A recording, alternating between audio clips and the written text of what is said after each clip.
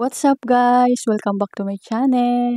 Isa ka ba sa nakalimutan mo ang iyong Facebook password? Ngayon, hindi ka makapag-log out, hindi mo ma-log out yung Facebook mo kasi hindi ka makakapag-open ng Facebook dahil nakalimutan mo nga ang iyong password. Dahil isa ka sa nakalimutan mo ang Facebook password mo, para sa iyo ang video na to. Make sure panoorin mo ng buo ang video na para malaman mo ang iyong Facebook password. Kung bago ka lang dito sa channel ko, please subscribe to my channel, like and share, and pakiclick mo na rin yung notification bell kung gusto mo pang ma-update sa mga video tutorial na i-upload ko. Una nga natin gagawin ay pumunta tayo sa Facebook, i-open natin ang ating Facebook, and then dito sa taas, sa gilid may tatlong line dyan, click nyo yung tatlong line. And then dito, i-click nyo yung setting. And then dito sa account center, may makikita kayo dyang password and security. I-click nyo yung password and security. And then dito nga sa account center, i-click nyo ulit itong password and security. And then, dito nga sa password and security, may makikita kayo dyan, change password, itong nasa unahan. Click nyo yan. And then, i-click nyo yung account ninyo. So, dito nga, ay hihingian nga tayo ng ating current password. So, paano nga natin ibibigay yung ating current password kung nakalimutan natin? So, ngayon, ang gagawin natin ay back tayo, punta tayo ulit dun sa account setting. Doon tayo mag-a-add tayo ng number ng ating mobile number. Ngayon, nandito na tayo sa account setting. So, click nyo naman yung personal details. Dito sa personal details, may makikita kayo yung contact info. So, click nyo yan. Dito nga sa contact information, may makikita kayo dito sa ibaba na add new contact. So, click nyo yan.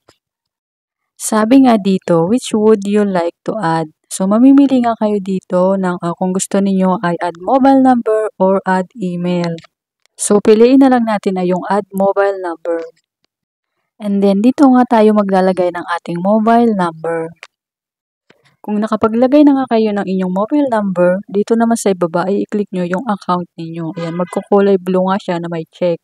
And then, meron dyang next, i-click nyo yung next.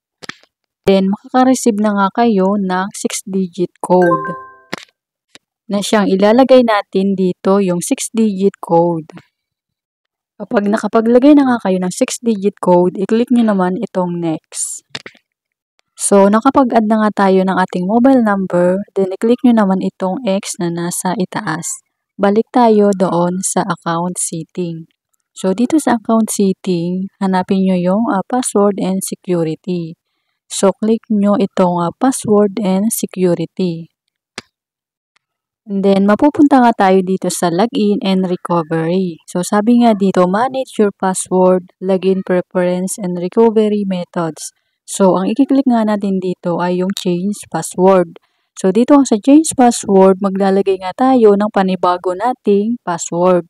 Make sure na tandaan nyo na yung inyong ilalagay dito na password. Okay? Dito nga ay hahanapan pa rin tayo ng ating current password. So, ang gagawin natin ay ipo-forgot your password. So, click nyo yung forgot your password. Dito nga guys ay meron kayong pagpipilian kung saan nyo gustong isend yung code niyo. Kung gusto niyo via WhatsApp or email or kung gusto niyo sa SMS. So, based sa akin experience guys, mas madali akong nakareceive ng code kung sa WhatsApp ko ilalagay or i-send yung code. Kasi sa WhatsApp, agad ko siyang na-receive. And then, click nyo itong continue. Ayan, dumating na nga agad-agad yung code na siyang ilalagay natin dito. And then, click nyo na nga itong continue. So, dito nga guys, ay mag-create na tayo ng ating bagong password. So, make sure nga na tandaan nyo na yung inyong password. Okay? And then, kapag nakapaglagay na nga kayo ng new password, click nyo na yung next. And then, mapupunta nga tayo dito sa ating Facebook home. So, yun na guys, nakapag-create na tayo ng ating bagong password. Yan, sana nakatulong ang video na to. Sana nakuha ninyo. At sana ma-open niyo na yung inyong Facebook. Thank you for watching guys. See you next vlog.